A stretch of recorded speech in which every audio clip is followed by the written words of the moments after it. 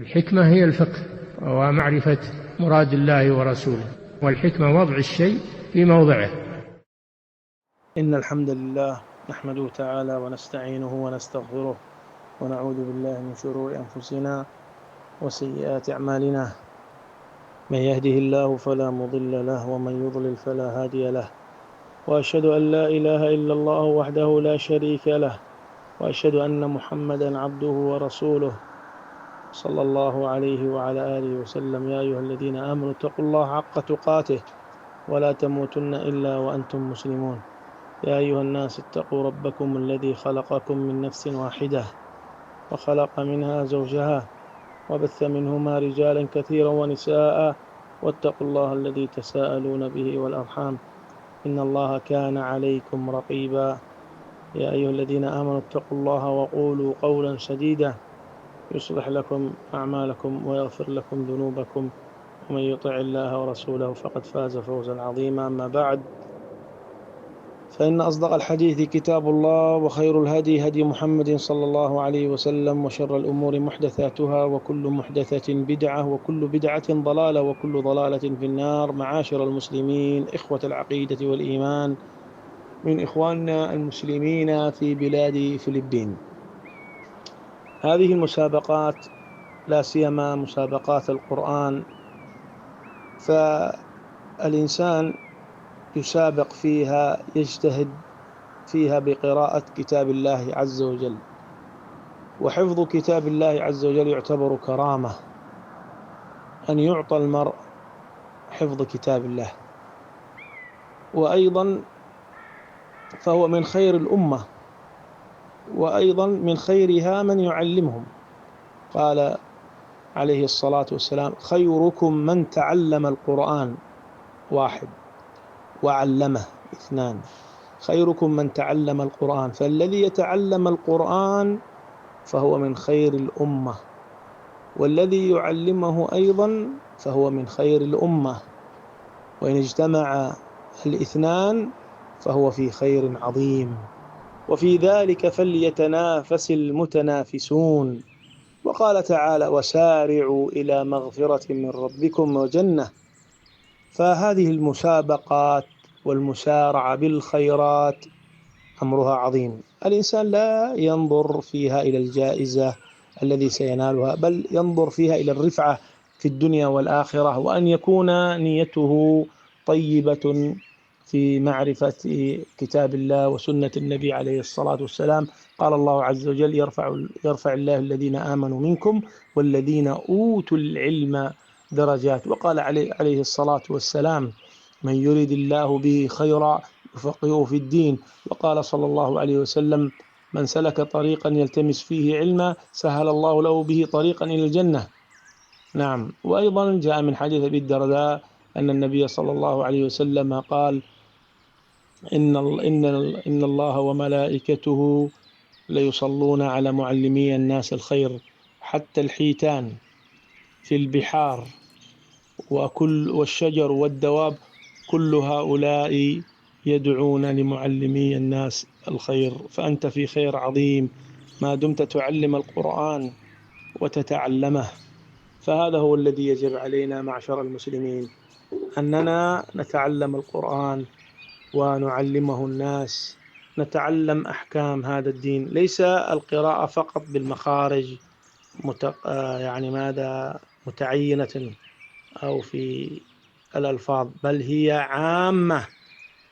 الواجب عليك أن تعرف أحكام ما ذكر في هذا القرآن. فالقرآن على أقسام: قسم هو عبارة عن أحكام، قسم هو توحيد، وقسم هو قصص.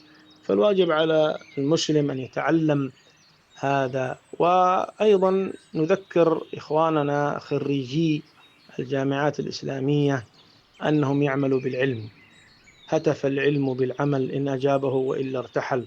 فالواجب عليهم العمل بهذا العلم وتعليمه للناس. وأيضا ننصحهم بالالتفاف حول العلماء الكبار الذين شابت لحاهم واحدودبت صدورهم ولهم باع كبير في العلم، وقد زكاهم علماؤنا وكانوا من المشهورين المستفيضين أيضا. نعم. ورحم الله الأموات منهم وحفظ الله الأحياء كالشيخ صالح الفوزان والشيخ عبد الله البخاري، وأيضا كمشايخ الذين ماتوا: الشيخ ربيع، الشيخ عبيد، الشيخ الألباني، الشيخ بن باز، الشيخ ابن عثيمين، الشيخ مقبل، نعم، والحيدان كذلك، نعم. وأما من كان منهم حيا الشيخ عبد المحسن العباد والشيخ الفوزان والشيخ البخاري، جزاهم الله خير الجزاء، فهؤلاء يعتبرون من الراسخين وعلامة في زمانهم. هناك طلاب علم ومشايخ أيضا آخرين المتمسكين بمنهج السلف، نعم، المتمسكين بمنهج السلف. ليس معناه أن يكون دكتورا أو كذا، بل هناك علماء وهناك طلاب علم ومشايخ أفاضل متمسكين بهذا المذهب السلفي الذي هو سفينة النجاة في هذا الزمان. فالواجب على كل المسؤولين وكل المتسابقين وأصحاب المعاهد هؤلاء ننصحهم بأنهم ينهجون ما نهج هؤلاء العلماء الذي ذكرتهم آنفا في تصحيح منهجهم وتقويم سلوكهم. ونسأل الله عز وجل لنا ولهم التوفيق والسداد، ولا سيما وأنتم في بلاد غالبها نصارى، وأيضا في مضايقات للمسلمين، فالواجب أن تكرسوا جهودكم في الدعوة إلى الله وفي طلب العلم والدعوة إليه وفي تعليم الناس. ابدأوا بكل شيء تستطيعون عليه، حتى بإقامة البرامج، بإقامة الدورات العلمية، بإقامة المطويات، المجلات الشهرية، كل ما تجود به نفسكم أخرجوه في سبيل الله عز وجل. واعلموا رحمكم الله أن ما تقدموه هو لا شيء، بل واجب على الإنسان أن يدعو إلى الله ويكون جهوده مكرسة وفي الدعوة إلى الله عز وجل. نسأل الله عز وجل بمنه وكرمه وجوده وإحسانه أن يلطف بنا وبكم جميعا، وأن يحفظنا وإياكم، وأن يدفع عنا وعنكم كل سوء مكروه، وأن يثبتنا وإياكم على السنة إلى أن نلقاه، والحمد لله رب العالمين. Bismillahirrahmanirrahim. Sinabi ng Sheikh, hafizahullah, katotohanan ang lahat ng papuri at pasasalamat ay para lamang sa Allah. Pinupuri natin Siya, humihingi tayo ng tulong sa Kanya, at humihingi tayo ng kapatawaran sa Kanya. Nagpapakupkup tayo sa Allah laban sa kasamaan ng ating mga sarili at sa masasamang bunga ng ating mga gawa. Ang sino mang ginabayan ng Allah ay walang sino man ang makapagliligaw sa Kanya. At ang sino man na iniligaw ng Allah ay walang sino man ang makapaggagabay sa Kanya. At ako ay sumasaksi na walang ibang Diyos na karapat dapat sambahin kundi ang Allah lamang na walang katambal. At ako ay sumasaksi na si Muhammad ay Kanyang alipin at Kanyang sugo. Naway ang pagpapala at kapayapaan ng Allah ay mapasa Kanya at sa Kanyang pamilya. O kayong mga mananampalataya, matakot kayo sa Allah ng tunay na pagkatakot sa Kanya, at huwag ninyong hahayaan na kayo ay bawian ng buhay maliban na kayo ay mga Muslim. O sangkatauhan, katakutan ninyo ang inyong Panginoon na Siyang lumikha sa inyo mula sa iisang tao, si Adam, at mula sa kanya ay nilikha niya ang kanyang asawa, si Hawa, at mula sa kanilang dalawa ay lumabas ang maraming kalalakihan at kababaihan. At matakot kayo sa Allah na sa pamamagitan niya kayo ay nagkakamit ng inyong karapatan sa isa't isa, at huwag ninyong putulin ang ugnayan ng pagkakamag-anak. Tunay na ang Allah ay palaging nagmamasid sa inyo. O kayong mga sumasampalataya, matakot kayo sa Allah at magsalita ng mga salitang tuwid at wasto. Aayusin niya ang inyong mga gawa at patatawarin ang inyong mga kasalanan. At ang sino mang sumunod sa Allah at sa kanyang sugo ay tunay na nagtagumpay ng dakilang tagumpay. Tunay na ang pinakamakatotohanang salita ay ang aklat ng Allah at ang pinakamainam na patnubay ay ang patnubay ni Propeta Muhammad sallallahu alaihi wasallam. At ang pinaka masamang bagay ay ang mga makabagong imbentong gawain sa relihiyon. Ang bawat bagong imbento ay bid'ah. Ang bawat bid'ah ay pagkaligaw at ang bawat pagkaligaw ay nasa apoy. Mga kapatid na Muslim, mga kapatid sa pananampalataya, lalo na sa ating mga kapatid na Muslim sa Pilipinas, ang mga paligsahan, lalo na ang mga paligsahan sa Quran ay mahalagang gawain na kung saan ang tao ay nagsisikap sa pagbigkas at pag-aaral ng aklat ng Allah. Ang pagsasaulo ng aklat ng Allah ay isang malaking karangalan na ibinibigay sa isang tao. Ito rin ay kabilang sa kabutihan ng ummah at gayon din ang nagtuturo nito ay kabilang sa pinakamainam. Sinabi ng Propeta Muhammad sallallahu alaihi wasallam, ang pinakamainam sa inyo ay ang natuto ng Quran, una, at ang nagtuturo nito, ikalawa. Ang natuto ng Quran ay kabilang sa pinakamabuti sa ummah at ang nagtuturo rin nito ay kabilang sa pinakamabuti. At kung magsama ang dalawang ito sa isang tao, siya ay nasa dakilang kabutihan. Sinabi ng Allah, sa ganito magpaligsahan ang bawat isa sa inyo sa paggawa ng kabutihan. At sinabi rin niya, magmadali kayo sa kapatawaran mula sa inyong Panginoon at sa kanyang paraiso. Kaya ang mga paligsahang ito at ang paggawa ng kabutihan ay napakahalaga. Hindi dapat tingnan ng tao ang premyo, kundi ang mataas na katayuan sa mundo at sa kabilang buhay. At ang pagiging tapat sa kanyang hangarin sa pag-aaral ng aklat ng Allah at sunna ng Propeta Muhammad sallallahu alaihi wasallam. Sinabi ng Allah, itataas ng Allah ang mga sumasampalataya sa inyo at yaong mga binigyan ng kaalaman ng ilang antas. At sinabi ng Propeta Muhammad sallallahu alaihi wasallam, sino man ang ninais ng Allah ang kabutihan para sa isang tao, binibigyan niya ito ng pangunawa sa relihiyon. At sinabi rin niya sallallahu alaihi wasallam, sino man ang tumahak sa landas ng pagsasaliksik ng kaalaman, padadaliin ng Allah para sa kanya ang landas tungo sa paraiso. At sa hadith ni Abu Darda radhiyallahu anhu, sinabi ng Propeta Muhammad sallallahu alaihi wasallam, tunay na ang Allah, ang kanyang mga anghel, maging ang mga isda sa dagat, ang mga punong kahoy, ang mga hayop, lahat sila ay dumadalangin para sa taong nagtuturo ng kabutihan sa mga tao.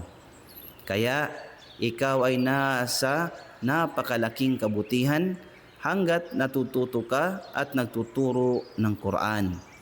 Ito ang nararapat sa atin bilang mga Muslim, na pag-aralan natin ang Quran at ituro ito sa mga tao. Pag-aralan natin ang mga batas ng relihiyon, hindi lamang ang tamang pagbigkas at pagsasaulo, kundi ang kabuuang kahulugan at mga aral nito.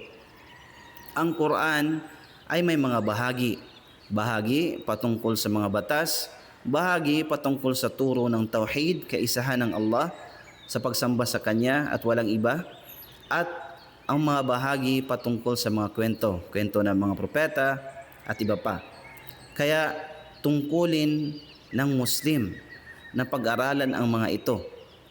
Pinaalalahanan din namin ang mga kapatid na nagtapos sa mga Islamic University na isabuhay ang kanilang kaalaman. Ang kaalaman ay tumatawag sa paggawa. Kapag tumugon ang paggawa, mananatili ang kaalaman. Kung hindi, ito ay mawawala. Kaya tungkulin ninyong isabuhay ang kaalaman at ituro ito sa mga tao. Pinapayuhan din namin sila na lumapit o dumikit, umupo sa mga kibarul ulama, matatandang scholar ang kanilang balbas ay pumuti dahil sa pagsasaliksik ng kaalaman. Malalim ang kanilang kaalaman at kinikilala sila ng mga ulama. Sila ay kilala at tanyag sa kaalaman at katatagan. Naway kaawaan ng Allah ang mga ulama na pumanaw na at naway pag-ingatan ang mga natitirang buhay tulad ni na Sheikh Saleh Al-Fawzan at Sheikh Abdullah Al-Bukhari, hafidhahumullah. Kabilang sa mga pumanaw ay sina Sheikh Rabi' bin Hadi Al-Madkhali, Sheikh Ubaid Al-Jabiri, Sheikh Al-Albani, Sheikh Ibn Baz, Sheikh Ibn Uthaymin, Sheikh Muqbil at Sheikh Luhaydan, rahimahumullah. At kabilang sa mga buhay ay sina Sheikh Abdul Muhsin Al-Abbad, Sheikh Al-Fawzan, Sheikh Al-Bukhari, naway gantimpalaan sila ng Allah ng pinakamainam na gantimpala. Sila ay kabilang sa mga matatag sa kaalaman at gabay ng kanilang panahon. Meron ding mga tulabul ilm at iba pang mga masyayikh na matatag sa manhaj ng mga salafus salih. Hindi nangahulugang kung may titulong doktor ay siya na ang tunay na scholar. May tunay na mga ulama at may mahuhusay na mga tulabul ilm, estudyante ng kaalaman na sumusunod sa landas ng salafus salih na siyang barkong ligtas sa panahon ngayon. Kaya tungkulin ng bawat responsable, bawat kalahok sa paligsahan at mga namumuno sa mga institusyon na sundin ang landas ng mga ulama na binanggit upang maituwid ang kanilang pamamaraan at asal. At hinihiling natin sa Allah ang tagumpay at kawastuhan para sa atin at para sa kanila, lalo na't kayo ay nasa isang bansang karamihan ay Kristiyano at may mga pagsubok sa mga Muslim. Kaya napakahalagang italaga ninyo ang inyong pagsisikap sa da'wah, pagsasaliksik ng kaalaman at pagtuturo sa mga tao.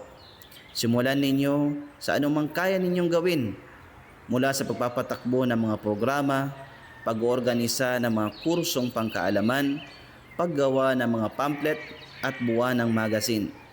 Anumang kayang ibigay ng inyong sarili, gawin ninyo para sa landas ng Allah. At alamin ninyo, naway kaawaan kayo ng Allah, na ang anumang inyong maibigay ay maliit lamang, sapagkat tungkulin ng tao na mag-anyaya tungo sa Allah at italaga ang kanyang pagsisikap sa kanyang landas. Hinihiling natin sa Allah na sa kanyang kabutihan, kagandahang loob at awa na pag-aanin ang ating kalagayan at ang inyo at pag-ingatan kami at kayo. Ilayo kami at kayo sa lahat ng kasamaan at patatagin kami at kayo sa sunnah hanggang sa pagharap natin sa Kanya. At ang papuri ay para sa Allah, ang Panginoon ng lahat ng nilalang.